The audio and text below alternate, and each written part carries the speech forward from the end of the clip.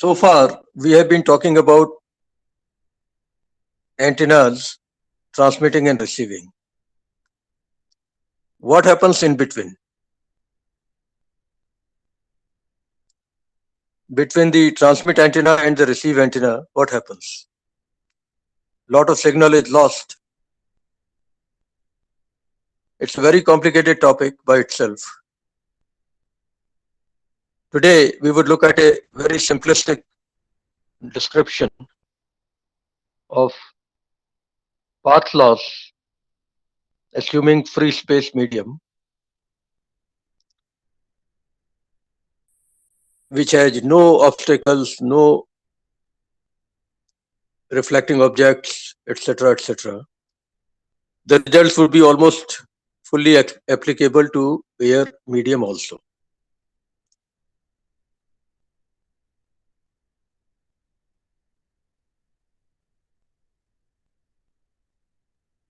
Suppose we consider two isotropic antennas, 1 and 2,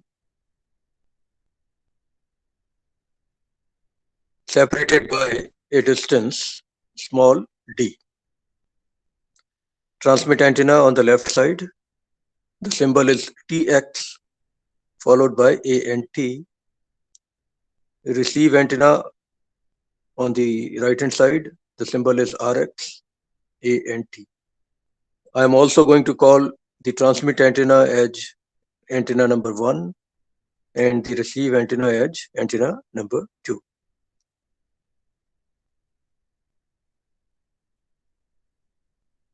You know that if an isotropic antenna transmits, there is no theta phi dependence in the radiated field, but 1 upon r dependence will be there for sure. Let's assume that antenna 1 is the transmit antenna and it is being fed by some power, let's say Wt,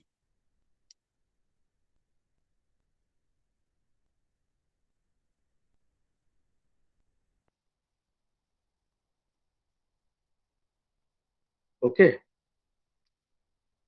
We will assume 100% efficiency, 100% radiation efficiency. That means the entire power coming in to antenna 1 will be transmitted as the radiated power.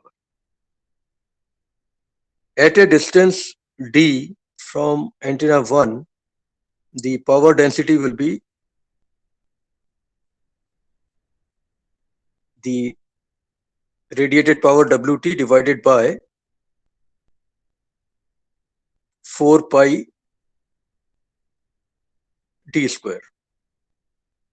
The surface area of an imaginary sphere with diameter d, with radius d and with origin at the location of transmit antenna is 4 pi d square. So the radiated power density, which is actually nothing but the magnitude of the Poynting vector, that will be Wt divided by 4 pi d square. By the way, I am assuming all the powers in watts right now. So the power density produced by the transmit antenna, assuming it's isotropic, at a distance of small d will be Wt divided by 4 pi d square, and the units will be watt per meter square.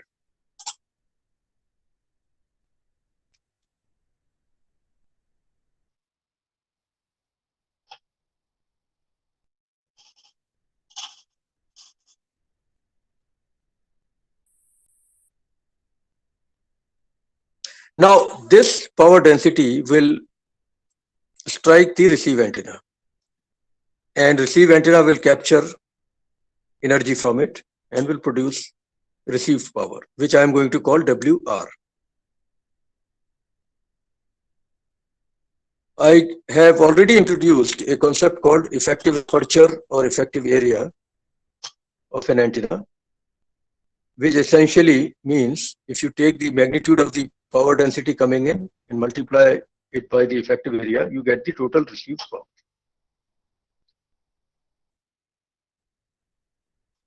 So using that concept, let the input power to the transmit antenna be WT and let the power received be WR. That's obviously the assumption. So WR will be this power density that we are getting multiplied by effective area of the antenna number 2, which is the receive antenna. And we have shown in the past that effective area is related to directivity or maximum gain by this equation. For an isotropic antenna, gain is 1. So the effective area is simply lambda square divided by 4 pi. So you take this effective area value, multiply it by the radiated power density of antenna 1, and you get the total received power. Lambda is, of course, C divided by F.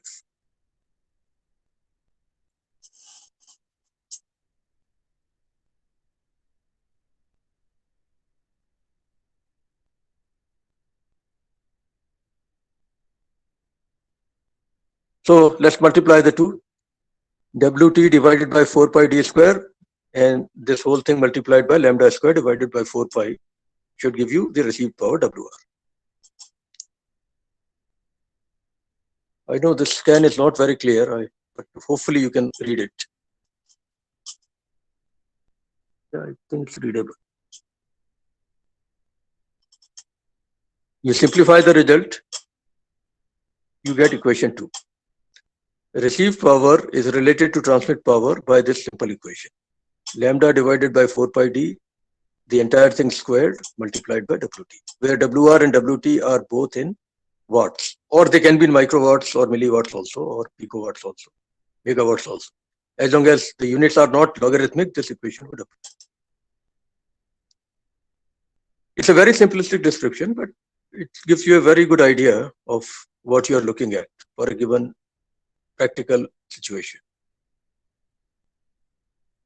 You know that lambda is C divided by F, assuming air medium or free space medium. So equation 2 can become equation 3 very easily.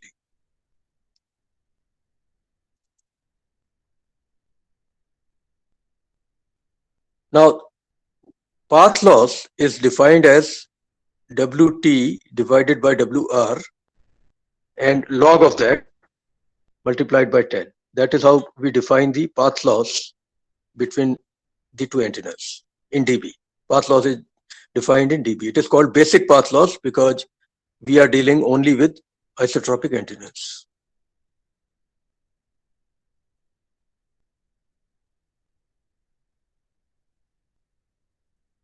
So path loss is tan log WT divided by WR. That's the way it is defined. You can plug in the value of WT divided by WR from equation 2 or equation 3. It's up to you. You get equation 5. Tan log of 4 pi d by lambda, entire thing, because WT divided by WR is 4 pi d divided by lambda squared. Everything squared. So I'm using that here, and then log of something squared becomes 2 times log of that. So I get the result as 20 log 4 pi d divided by lambda. Path loss, basic path loss between two isotropic antennas situated d apart and having wavelength of operation as lambda is given by equation 5. This is actually known as, I think, Friis equation, Friis. I have not put it in my own notes, but it's a well-known name for the equation.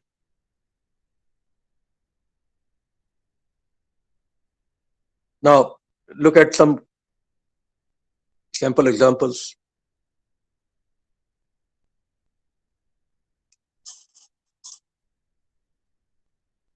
Problem 1, calculate the free space path loss. By the way, the symbol is LB, But in books, you will find an acronym FSPL being used all the time.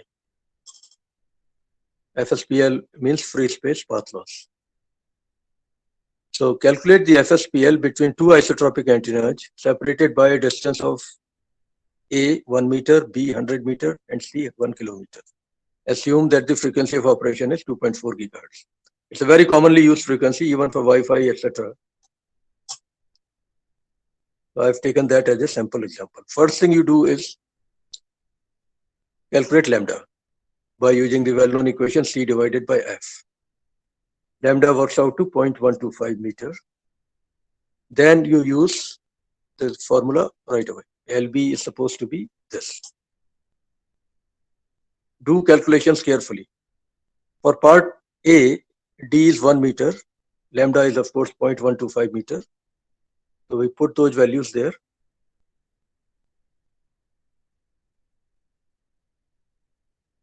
You get almost 40 dB, 40.04 dB. Even in the case where the distance is only 1 meter, the path loss is quite high. 40 dB, a lot of loss.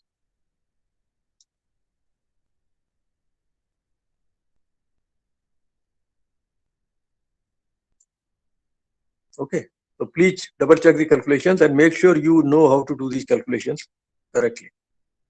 Because if you make a mistake in these, then whatever else is to be done in the problem will be going in the wrong direction.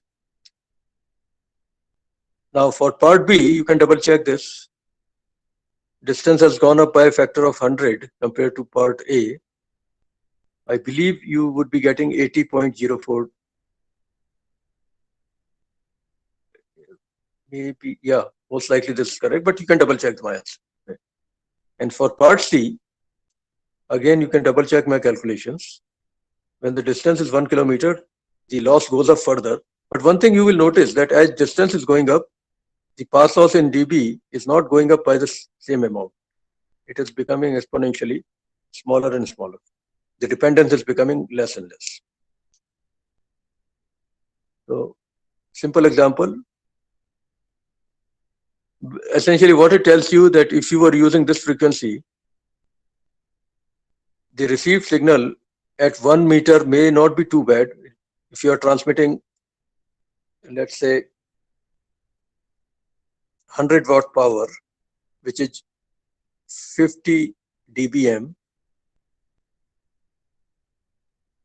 you will get 50 dBm minus 40 dB, which will be around 10 dBm on the other side. So it's not too bad. But if the distance goes up by a factor of 100, you will get 80 dB loss. So you will get 50 dBm minus 80 dB, which will be minus 30 dBm. 50 minus, yeah, which is still not too bad. It is small, but still it can be processed. But the moment you go to distances of 1 kilometer and more, you will see a lot more loss. Most likely the receiver on the other side will not be able to function well.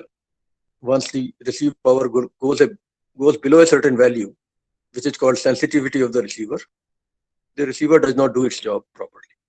That is why these calculations are extremely critical.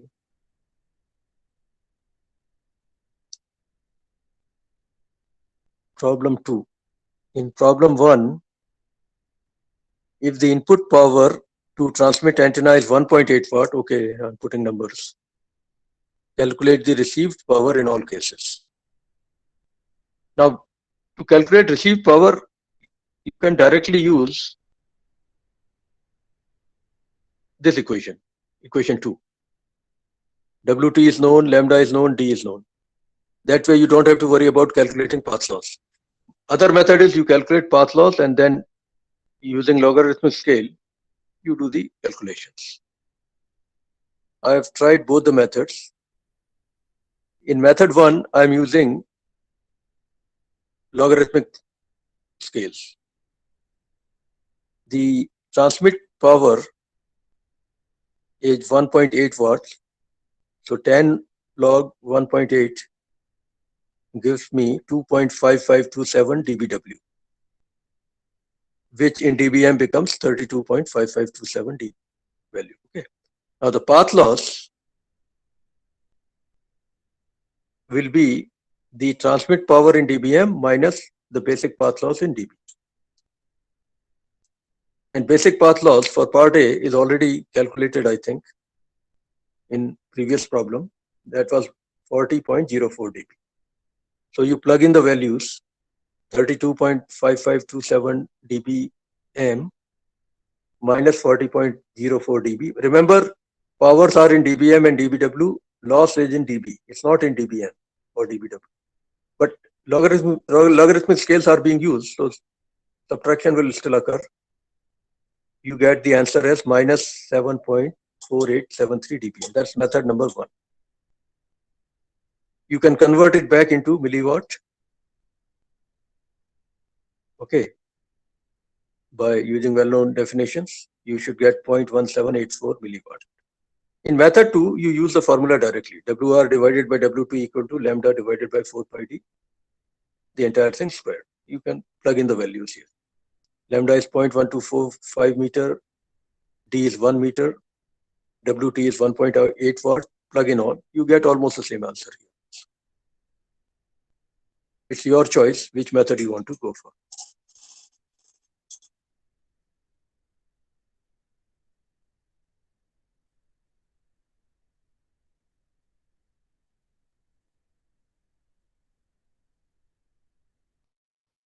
But you see one thing, that at a distance of 1 meter, the received power is not too bad. It is in milliwatts, which can be handled very well by the receivers. For other cases, I have not done the calculations. I would like you to do these. You will see progressively smaller and smaller power being received because distance is becoming larger.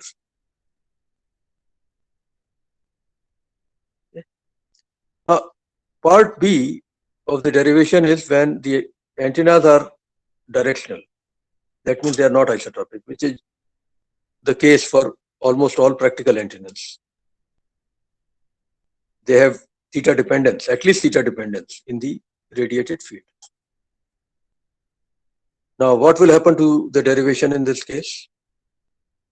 Let us assume that the gain of transmit antenna, that is antenna number 1, in the desired direction is small g with a suffix of capital T. It is not in dB, it is the actual absolute value.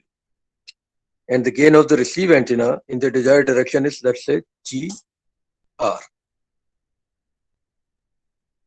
These gains in dB can be written by taking log and multiplying by 10.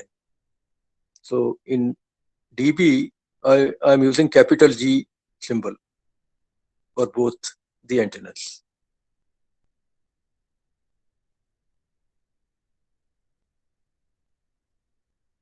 Now, what will happen is, because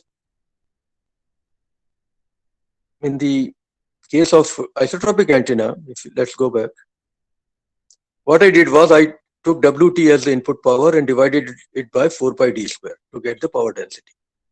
Now, there is a gain also in the direction that we are interested in. And that gain is small g with a suffix of capital T. So the radiated power intensity, or radiated power density rather, sorry, not intensity. Intensity is different. Radiated power density,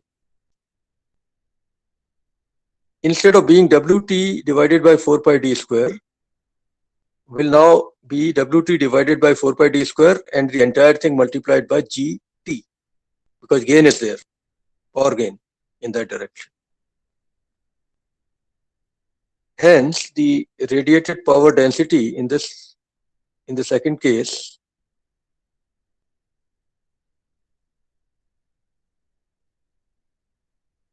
will now be this. For isotropic antennas, GT was 1 essentially. Gain was 1. But now gain is not 1, it's more than 1. So radiated power density is now GT WT divided by 4 pi d. Also, the effective area of the receive antenna will now have the gain in it. Okay. Now the multiplication of the two will give you the received power. GT WT divided by 4 pi d square, and this is multiplied by GR lambda square by 4 to get the received power. This brings us to equation 8. In equation 8, if you put gt equal to 1 and gr equal to 1, you get the equation that we got in part A, because then we will be looking at isotropic antennas. This is a more general equation, which includes the gains of the two antennas.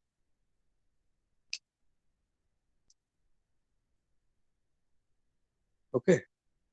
Now again, we can define a path loss by saying tan log Wt divided by Wr.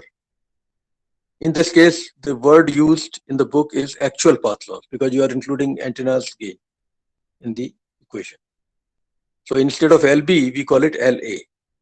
LA is now tan log Wt by Wr, but Wt by Wr ratio is going to be taken from equation 8. To do that, simplify. First term is exactly what we got in the part A, which is basic path loss. And then you will see that the two antenna gains in dB get subtracted. The loss becomes less because of the gains of the antennas. Actual loss is lesser than the basic loss, and it is obtained by subtracting the two gains in dB from the basic loss.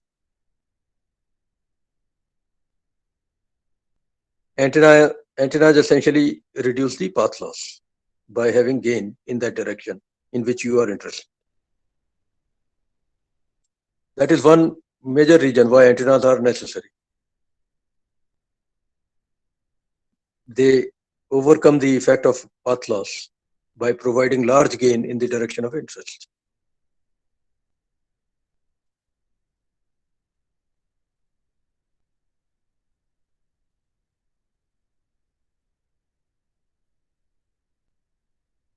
Okay, some more numerical examples.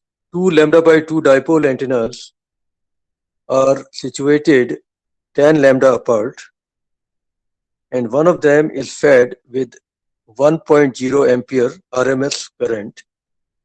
Calculate the power received in the other by the other antenna. Assume that the antennas are lined up along the directions of maximum radiation. For lambda by 2 dipole, we know that radiation resistance is about 73 ohm, and input power or radiated power, whatever you want to call it, because we are ignoring losses anyway, that will be R rad multiplied by I effective square. So 73 into I effective square. I effective happens to be 1 ampere. So you get 73 watt as the total radiated power from transmit antenna, which in dBm is approximately 48.63, and in dBW is 18.63. You can double check myself. Okay, now basic path loss is 4 pi d by lambda in dB. We have been given d by lambda directly, so frequency information is not necessary. D is 10 lambda. Put that there. You get basic path loss as 20 log 40 pi, which is about 41.98 dB. Actual path loss will be basic path loss minus gain of the transmit antenna in dB minus gain of the receive antenna in dB. And we are talking about direction of maximum radiation in both the antennas. And we have shown in the past that the directivity, which is the gain in the direction of maximum radiation, for a lambda by 2 dipole is about 2.16 dB. Okay. So the actual path loss will be basic path loss minus 2.16 because of the transmit antenna's gain, minus 2.16 because of the receive antenna's gain. It is now going to be 37.66 dB. So the received power will be transmit power in dBm minus the actual path loss in dB. The answer is 10.97 dBm. You can convert it back into milliwatt. Hopefully you'll get this answer. Other method could have been to use the equation for WR by WT directly, You can try that also. This equation. Wait a minute. Yeah, this equation could have been used directly also. Only thing is for GT, you will have to put appropriate, it's a small GT, it's not dB value. So 2.16 dB has to be converted back into absolute value. And GT and GR are the same value. So try this method, you should get the same answer. I'll leave that to you. Feel free to contact me after the class. I'm a bit surprised that nobody is contacting me after the class.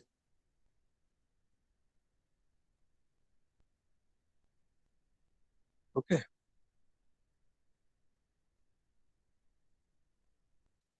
One more problem related to this is a bit of derivation. FSPL between two isotropic antennas, although we have got an equation already, but the equation that I'm showing you is also fairly common in real life. Here, D is measured directly in kilometer, which is more close to reality. And frequency is measured directly in megahertz, which is really the case in a lot of practical situations. So FSPL in dB then is given by this approximate equation. Our job is to prove this equation.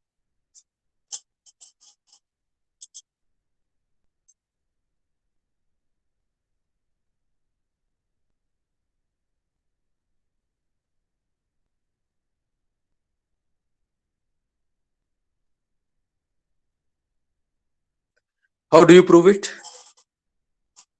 This is, by the way, basic path loss because two isotropic antennas are involved. So you go back to the equation that you have got and start modifying it, keeping in mind the new units that are given to you.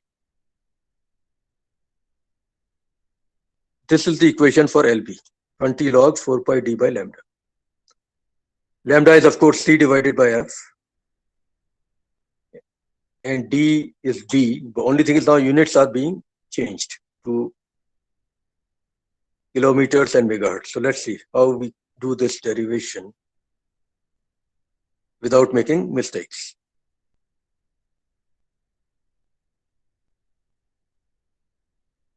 The basic formula for FSPL LB is this, right? Where D is supposed to be in the same unit in which lambda is.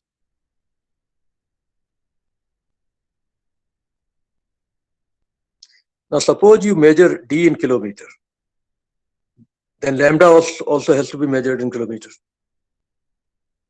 So the formula for lambda will then become 3 into 10 to the power 8 divided by F multiplied by 1 upon 1000.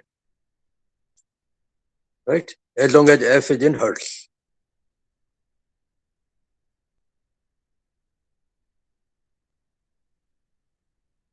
This simplifies to 0.3 divided by F in megahertz. Yeah. Other thing is we have to go to F in megahertz. That is what they want you to do. So if F is in megahertz, what will happen? The denominator would change. It will see another factor of 10 to the power 6 because F is being specified in megahertz. So if D and lambda are in kilometers and F is in megahertz, what we get is lambda equal to 0.3 divided by F.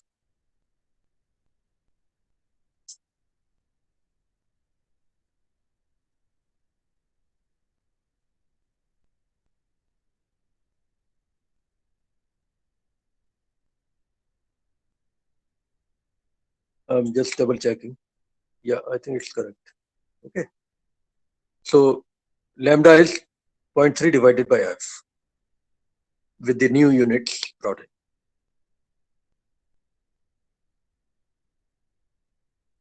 Now FSPL can be reshaped. D by lambda, actually you are given lambda F equal to 0.3. Anyway, let's go there. The formula is 20 log 4 pi d by lambda. Okay, 4 pi d by lambda. You can take it from here. Lambda is supposed to be 0.3 divided by f. So put that there. You get this equation. Okay.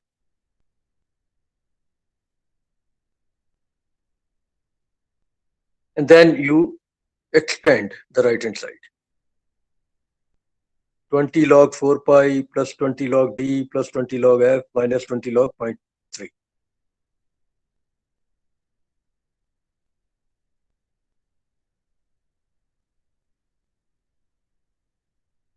That's what I have done here. And I have further simplified what I got.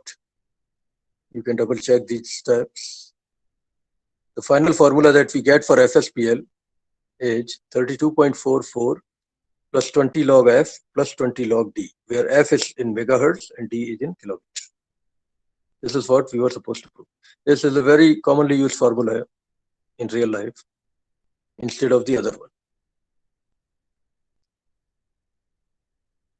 So it's essentially reshaping the well-known formula with the new units brought in. Now, related to this, there are some other definitions too. One of them is known as effective isotropic radiated power. What it means is input power multiplied by gain of the antenna. Gain is not in dB, and input power is in watts. So the unit for EIRP is the acronym for effective isotropic radiated power. Unit for EIRP is same as unit for input power. That means watts, because gain has no unit. So you take, let's say you have an antenna with 20 dB gain and it is being fed by 100 watt power. You will convert the 20 dB into actual value of the gain, which will be, I think, 100. Yeah. So 100 multiplied by input power, which is 100 watt. So 100 into 100, that will give you 100. That will give you 10,000 watts EIRP. We will explain the physical significance of EIRP later when we come to SATCOM calculations. EIRP can be written in dBm also. In that case, what you do is you take the input power in dBm and add to it the gain in dB. Same thing that we did in part A, stated in logarithmic scale. EIRP can be described this way also.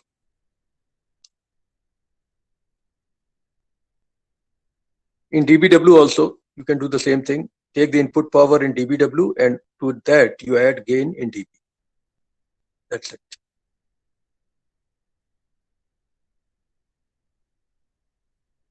Another related term is ERP, effective radiated power, instead of effective isotropic radiated power. What people do is they compare the gain of the antenna not with isotropic antenna, but with that of a lambda by 2 dipole, whose gain we know already is about 1.644 in the direction of maximum radiation. So if that is done, then whatever we get in terms of effective power, that means input power multiplied by gain, where gain is referred to the gain of a lambda by 2 dipole, not to the gain of an isotropic dipole, not to the gain of an isotropic antenna, then it is called ERP. Maybe you are not too interested in ERP right now, but at least be aware that EIRP and ERP are virtually the same thing, except that for measuring EIRP, we use isotropic antenna as the reference, whereas for measuring ERP, we use the lambda by 2 dipole as the reference. Conceptually, they both describe the same thing. Input power multiplied by gain. Which gain? That is the issue. Gain compared to isotropic antenna or gain compared to lambda by 2 antenna. That's what makes the difference between EIRP and ERP. Okay, simple problems again. A 20 dB parabolic dish antenna is being supplied with 100 watt input. Ignoring losses, calculate EIR. Now, this may require something that I've done in the past, but you may have forgotten. So let's go through it once again. Actually, no, the gain is given for the parabolic dish, so it's not an issue at all. The gain is 20 dB, right? And input power in dBW is 10 log 100, which is 20. So EIRP is simply gain in dB plus input power in dBW. That is 40 dBW. In watts, what you'll do is, if you want the same answer in watts, what you'll do is you'll take the input power in watts and you'll multiply it by the actual gain, absolute value of gain, which is 100. 10 to the power 20 divided by 10. 20 dB means 100 dB gain. Sorry, 100 gain. 20 dB gain is same as a gain of 100. Okay. In that case, you get the answer as 10,000 watt, which is same as 40 dBW, I think. Now, for the same case, calculate ERP. That is the next problem. So what will happen is, now the gain of the antenna will be compared to the gain of the lambda by 2 dipole. So actually it will become 20 dB minus 2.16 dB, which means about 17.84 dB. And then you do the calculations with this new gain. So the answers are given. For isotropic antenna, 20 dB minus 0 dB is done, because the gain of isotropic antenna in dB is 0. For lambda by 2 dipole, the gain, that is the directivity and gain are two words which are always used interchangeably. Gain in the direction of maximum radiation is directivity, and that is what we generally imply when we say gain. So I keep using the words directivity and gain interchangeably all the time. So the gain, that means maximum gain, is 2.16 dB approximately for a lambda by 2 dipole. I subtract that from the given value of 20 dB, which is supposed to be with respect to isotropic antenna. If nothing is given after dB, you assume I. That means the comparison is being done with isotropic antenna. It is supposed to be 20 dBi here. I is not explicitly mentioned. So the actual gain, when the gain is measured with respect to that of a lambda by 2 dipole, the gain is 17.84 dB, and the rest of the calculations are done along the same line. Okay. Try going through all this yourself. Now there's a bit of documentation here which kind of repeats what I've said in my notes, but it also gives you a lot more information than what I've given. So I thought it's a good idea to read through this quickly, although I don't want to read each and every line, but you'll be getting this document. You can keep it as a reference for future also, about free space path loss. They are giving you some background here. Electromagnetic waves differ in energy according to their wavelength. Their ability to propagate is also different in different propagation environments. In free space or vacuum, they are characterized by their ability to propagate without obstruction and without atmospheric effects. The path loss under these conditions is said to be free space path loss. Very formal definition of FSPL. Paragraph 1 is a very formal definition of FSPL. Nice to know this. For example, we consider an isotropic RF. RF means radio frequency or microwave source, which radiates electromagnetic energy uniformly in all directions, as shown in figure 2.1a. We'll come to it in a minute. In three-dimensional space, the radiating source is located at the center, which begins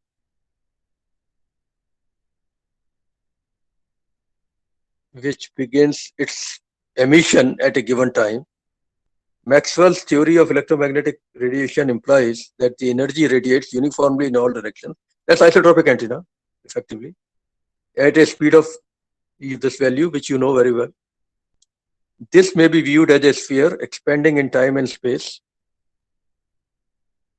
And then a lot of philosophy is there. You can read it yourself. I don't want to waste too much of your time. But basically, what they have done the same derivation that I have done. I didn't draw a diagram. They have done that. The formula that they get is ultimately what I got. Same thing. Their symbols here are slightly different from what I am using. Instead of W, they are using P for powers. And instead of small g, they are using capital G for gains. Live with that. And you see that the formula for received power in terms of transmit power is exactly what I derived in my notes. Okay. Lambda by 4 pi d square, that term is there, and two gains are there. I used small letters because I was using gains without dB values. They are using capital G for in that case also. Fine. Okay, so please double check these derivations. They are similar to what I did. Then loss in dB is 10 log 4 pi d by lambda square. This is the basic loss. I'm calling it basic loss. They are actually calling it LP or something. Fine. So be careful about notations, but we will see that the formulas are exactly what this is also something I have proven already in one of my examples, where F is supposed to be in megahertz and D is supposed to be in kilometer. I got 32.44, I think, which is close enough to 32.5.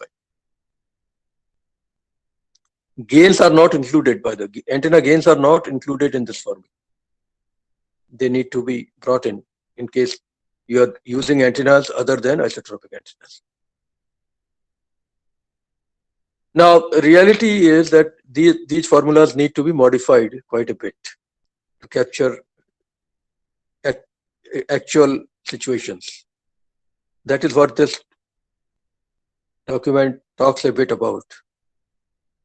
And there is a solved problem also in this. You can go through it yourself if you want. But by and large, I think these things are done by me. ERP, I also told you about ERP. RSL is WR value essentially, or they are calling it PR in this document.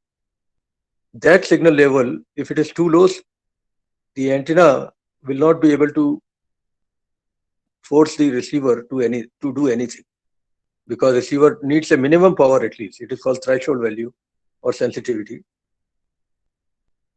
below which it's not going to do anything.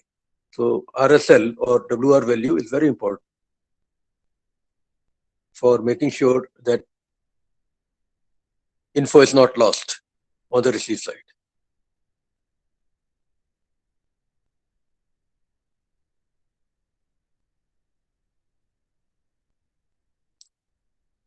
More detail, you don't have to worry too much about it, but someday you will have to. Right now, maybe not. In fact, a course on wireless communication is where all this is taught to you anyway. The radio link calculation, I don't want you to spend too much time on, at least not in this course. Not right now, at least. Later we'll see. But it's a good document to keep with you. These are the references from where the authors have taken the info.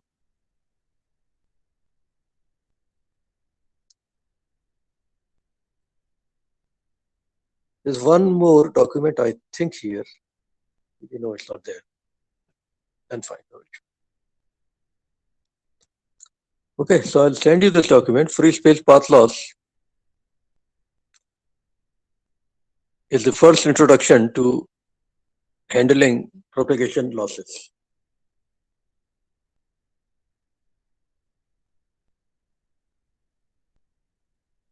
Now, let's see.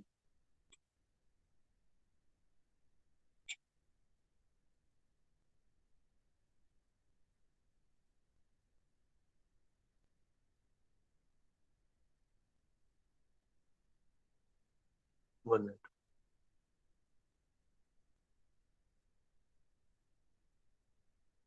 Yeah, let's try to look at some solved problems. That is overdue.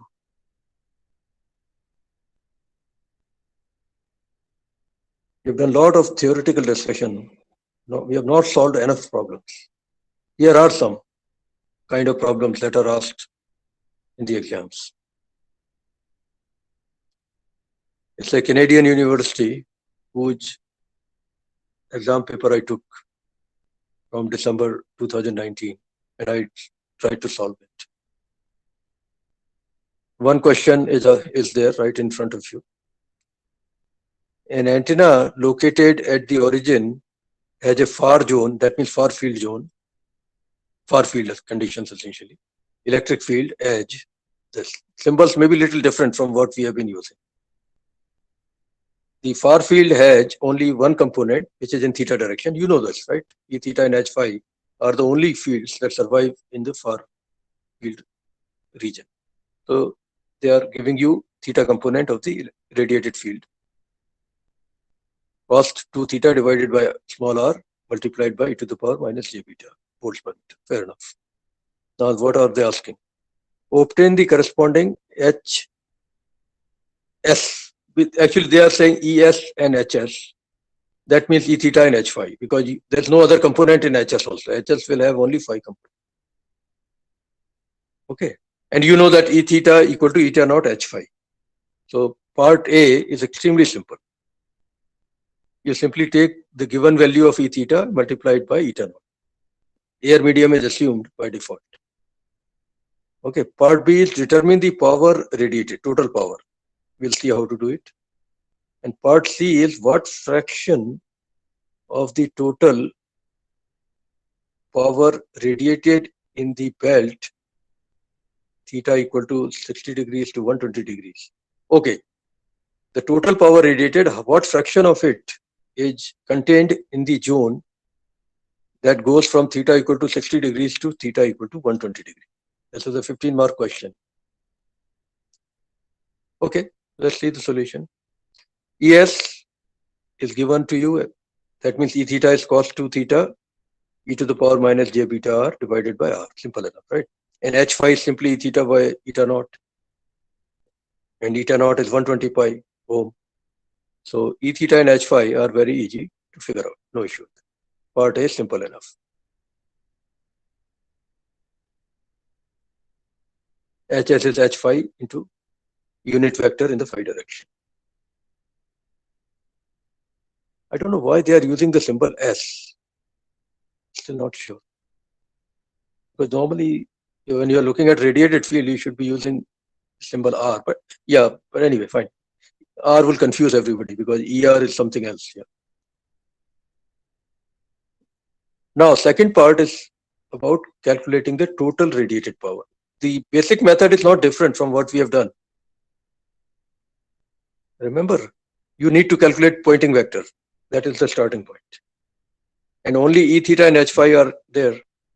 We know that Poynting vector will have only one component, PR. That fact is not going to change. And PR is simply E theta into H phi star. I'm assuming that we are dealing with RMS values in the given field. So half has been missed out here completely. I have missed it completely, assuming RMS values of E theta and H phi. And then you plug in the values of E theta and H phi that you have got in part A, right? So when you take complex conjugate of H phi, e to the power minus j beta r will become e to the power plus j beta r. That will cancel with the e to the power minus j beta r given in E theta.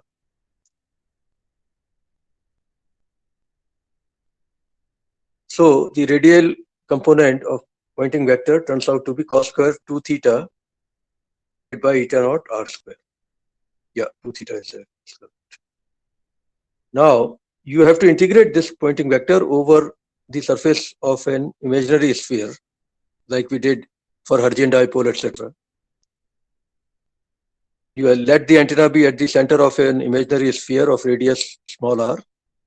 You try to calculate the elemental area contained in a rectangular strip on the surface of the sphere.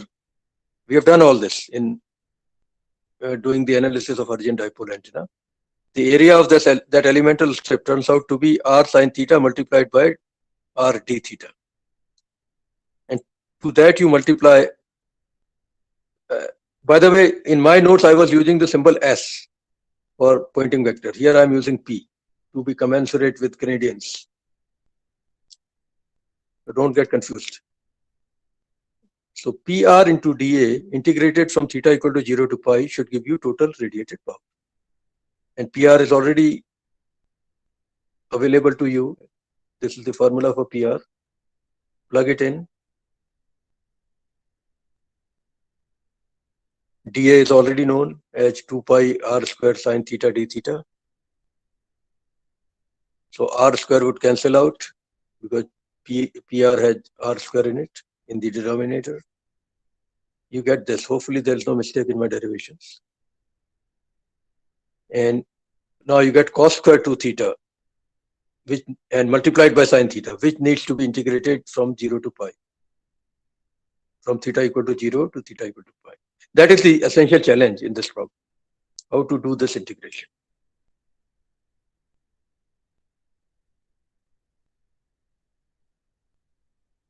Uh, 2 pi divided by eta naught becomes 1 upon 60, assuming air medium.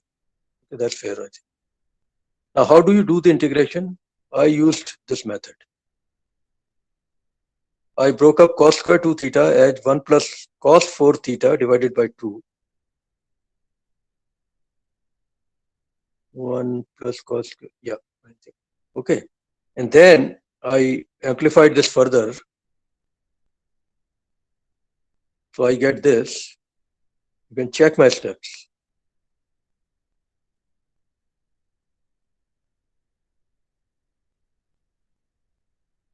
I'm using the identity for sine A cos B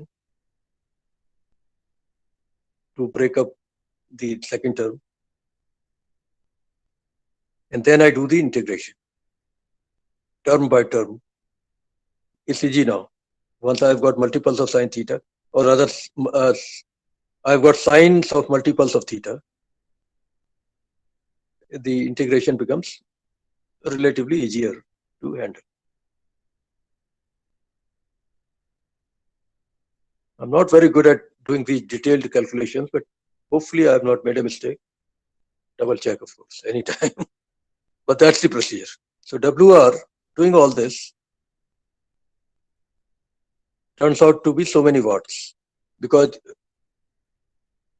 remember, why are we saying the value is in watts? Because E value was in volts per meter.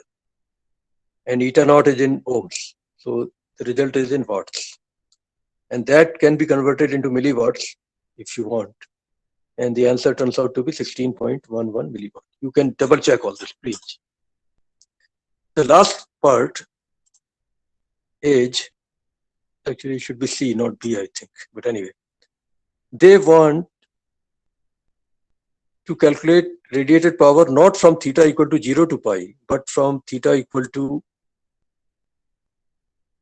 60 degrees to 120 degrees. And then they want to know what fraction this power is compared to the total radiated power.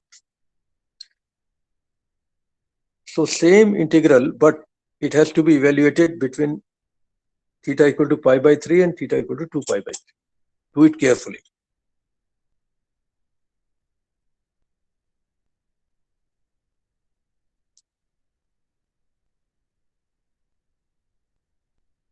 Same equation would apply for WR, but limits will now change for theta. That's it. I've done my best to do it right. You can go through it. What I got was that the power contained, I'm calling it WR partial because it's only part of the sphere surface that we are looking at. The power contained in this partial portion of the surface of the sphere turns out to be almost 10.14 milliwatt, while the total power was 16.11 milliwatt. So an appreciably large fraction of the total power is actually contained in this area of the surface. About 63% is contained in the zone theta equal to 60 degrees to theta equal to 120 degrees. Nice to know that.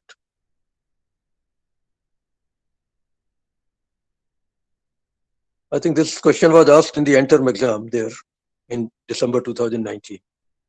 They have a course which combines transmission lines and antennas together. That's where this question has been taken from. Okay. An interesting problem to look at. Let me show you another one. Actually, yeah, I should have showed you this one first. This is my own. Simple. Calculate the gain in dB and otherwise, that means absolute value, and half power beam width of the two parabolic dish antennas shown in the uplink of the satellite communication system shown below.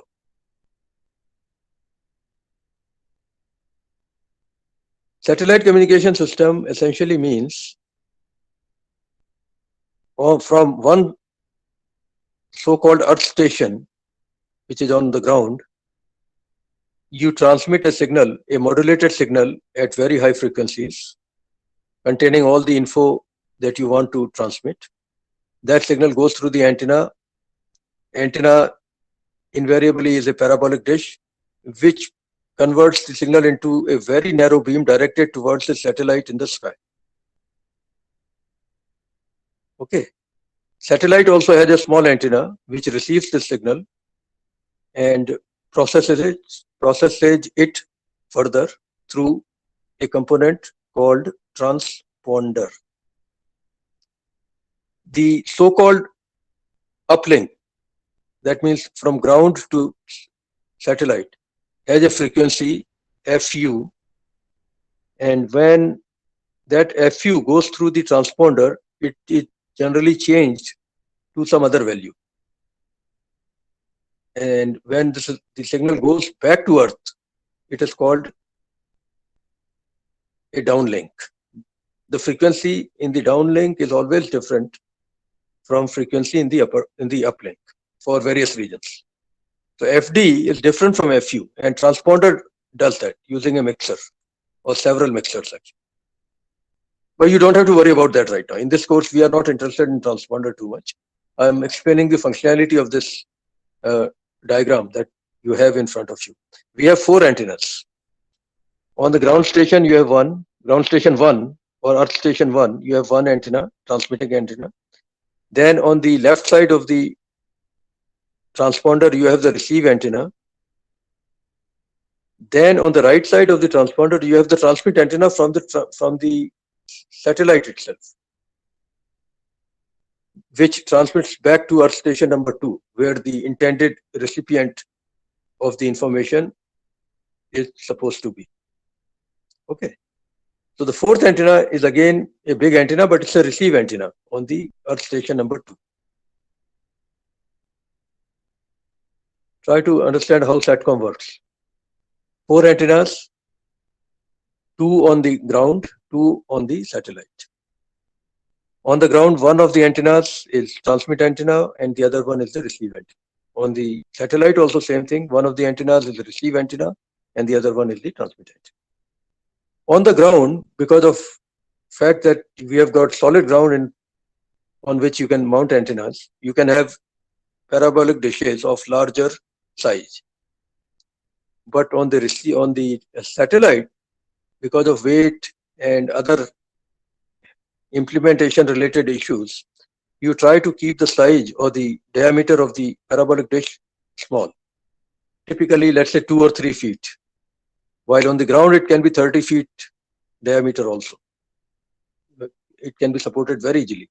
So gain of the parabolic dish on the ground is generally higher compared to gain of the parabolic dishes on the satellite. Okay, that is the essential message this problem is trying to deliver by making you go through calculations. So 4 antennas are shown. Antenna 1 has a diameter D1, which is 30 feet. Antenna 2, which is on the satellite and which is the receive antenna, it has a diameter D2, which is 3 feet. Antenna 3 is also on the satellite, but it is the transmit antenna on the satellite. It has a diameter D3, which happens to be same as D2. Fine, nice, 3 feet. And the last antenna is again back on the ground, which has a diameter. It is a receive antenna, by the way, the 4th one. Its diameter is also same as the diameter of the first antenna, 30 feet. We are assuming geostationary satellite, which is located about 37,000 kilometers away from the surface of the Earth. It's a well-known fact.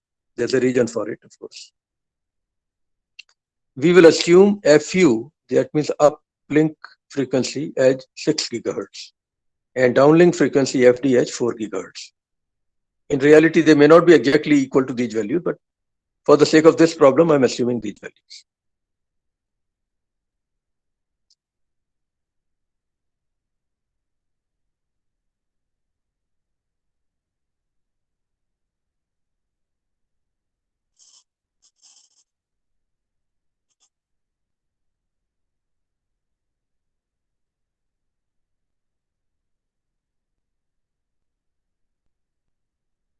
Okay, now to calculate the gains of the 4 antennas, we have done the formulas already, but I'm going to repeat them here if necessary.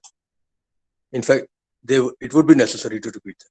Remember, for a parabolic dish, I told you that we look at the physical area first, which is pi by 4 multiplied by the diameter square. Then we use a concept called aperture efficiency, whose value lies between 0.5 and 0.7, and whose value by default will be assumed to be 0.6, that is 60%. We multiplied the physical area by that aperture efficiency to get the effective area of the parabolic dish. It will apply to all the 4 dishes. This theory would apply to all the 4 of them. And once you have got effective aperture of the dish, you use the well-known formula, gain equal to 4 pi A effective divided by lambda square for each of the antennas to figure out the gain. Gain means maximum gain, which is directivity. Okay. So let's go antenna by antenna. Antenna 1, diameter is 30 feet, 1 foot has 12 inches, each inch has 2.54 centimeter. So do all that carefully. You get the diameter to be 9.144 meters approximately. This is antenna number 1, the one on the ground station, number 1. It's the transmit antenna. The physical area will be pi by 4 into 9.144 square. You can do the calculations. You will get, I think you will get 65.67 meters square approximately. Then multiplied by aperture efficiency. If nothing is given, assume 60% aperture efficiency to get the effective area of antenna 1. So it turns out to be almost 39.4 meters square. You have to calculate lambda also for this antenna. This antenna is operating at the uplink frequency FU. So correspondingly, you calculate lambda U. And we'll calculate all lengths in meters. So 3 into 10 to the power 8 divided by 6 gigahertz. FU is 6 gigahertz. Okay. I hope I have not made a mistake. Yeah, 0.05 meter. That's correct. Then the formula for gain or directivity, actually, that is maximum gain, is 4 pi A effective divided by lambda square. So you put A effective 1 and lambda U square. Do the calculations. The gain turns out to be, boy, it's a very large gain. 1, 2, 3, 4, 5, 6 digits. 198,000, almost 200,000 gain. Not in dB, actual value. Parabolic dishes have a very, very large gain and very narrow beam coming out. But in that narrow direction, the beam is amplified really well. That is why parabolic dishes are very popular in SATCOM, because SATCOM generally means large distances. You have to supply very high EIRP. This power is not the total power radiated. This is the power in a specific direction. That is what EIRP is supposed to be signifying. So very large power in a dedicated direction is what parabolic dish does. And you see that the gain is very large. You can convert that gain into dB by taking 10 log of it and multiply the result by multiplying the result by 10. You'll get about 53 dB. It's a very large gain. 53 dB is a very large gain for a parabolic dish or for any antenna really. So gain of antenna number 1, we are calling it G1, it is around 53 dB. For calculating the beam width, there's an approximate formula I'm giving you without proof.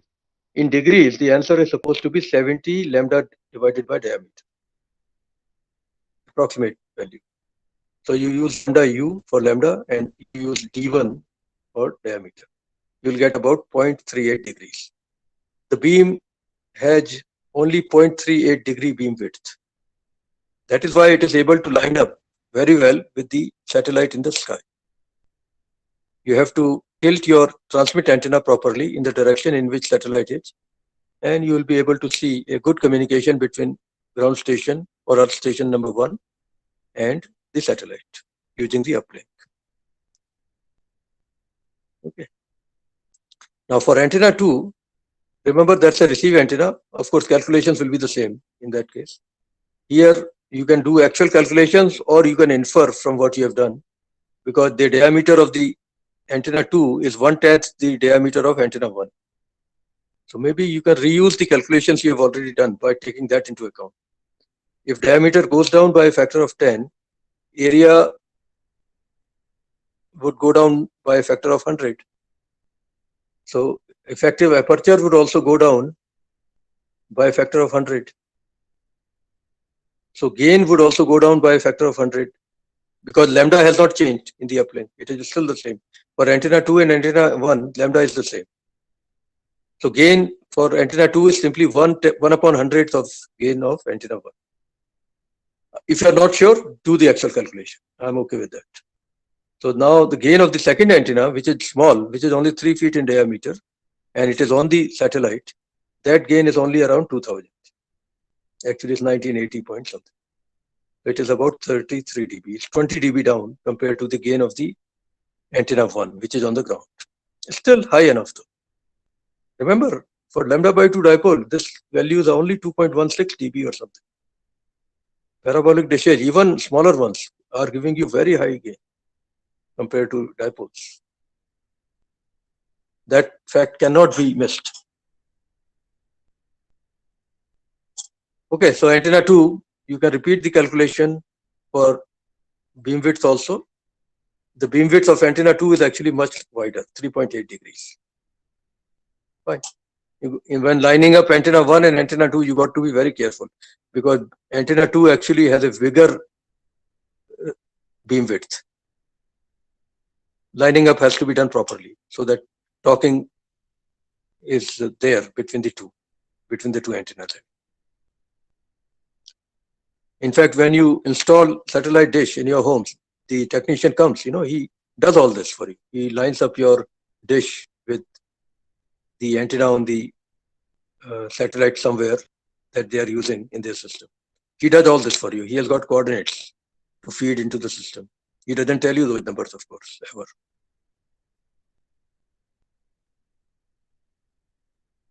Now for antenna 3, which is the transmit antenna on the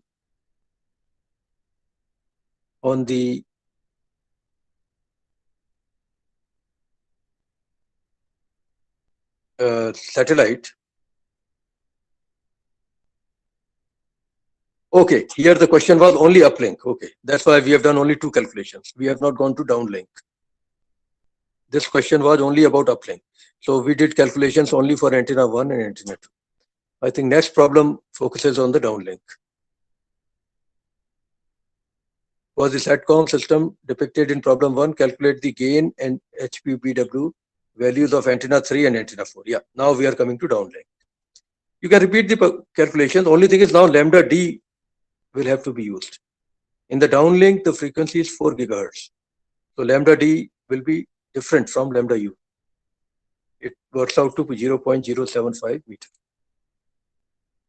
The diameter of antenna 3 is same as the diameter of antenna 2. So you can repeat the calculation. Gain for antenna 3 is now 880.24. For antenna 2, it was 1980 point something, right? Yeah. The antenna is exactly the same, whether you are looking at antenna 2 or antenna 3, but frequency has changed. In antenna 3, you are using 4 gigahertz. In antenna 2, you are using 6 gigahertz. Transponder does the frequency change.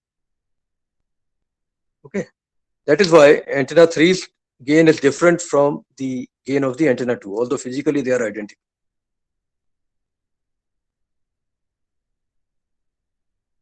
It's still high enough though, 880 point something.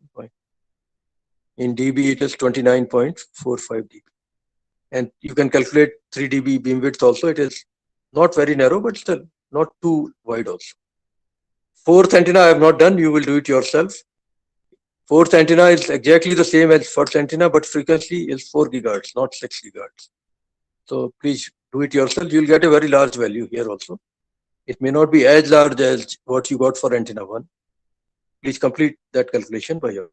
Okay. There are many more problems here. Let's see. Running out of time. So let me show you at least one, if not more.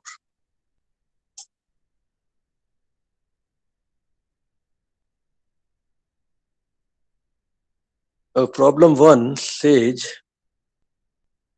determine the electric field intensity, that means E field, at a distance of 10 kilometers from an antenna having a directive gain of 5 dB and radiating a total power of 20 kilowatt. They are not telling you the nature of the antenna. It could be dipole, it could be parabolic dish, it could be anything. They are only giving you top level info, and they still want you to figure out the value of radiated electric field. How do we handle this?